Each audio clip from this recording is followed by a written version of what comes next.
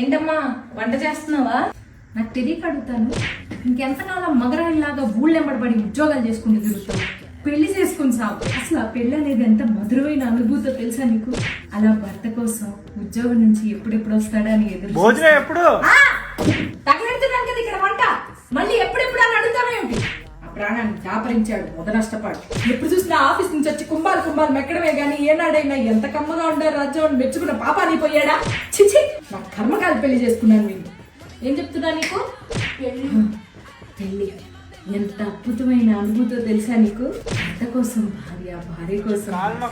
ఏందయ్యా వంట చేస్తుంటే నీ గోళ? ఎప్పుడు చూసినా కాళ్ళు నొక్కు చేతులు నొక్కు అనుకుంటూ రోగిష్టాన్ని ఇచ్చి పెళ్లి చేశారు మా అమ్మ వాళ్ళు. నా కర్మగారు.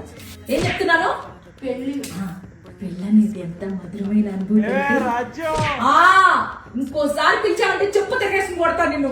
పిల్లని మహారాణిలా చూసుకునే మొగుడు వస్తాడు అనుకుంటే వంటింటి కుందేలు చేసి తగలడ్డాడు నేను. నా కర్మ కొద్ది దొరికాడు. ఆ రోజు మా అమ్మ మాట వినకుండా ఉంటే ఎంత హాయిగా ఉండేది. ఏం చెప్తున్నానే? పెళ్లి చేసుకోవడం. పెళ్లి ఈ కాలం పిల్లలకి పెద్ద ప్యాషన్ అయిపోయింది. ఒంటరిగా బతకడం, ఎవడి ఖర్చులు వాళ్ళు పెట్టుకోవడం, ఇదో బ్రతకానే. ఇంకొకసారి పిలిచావంటే గొంతులో గుచ్చుతానా? పవిత్రంగా తగిలాడు. ఏమంటున్నాను?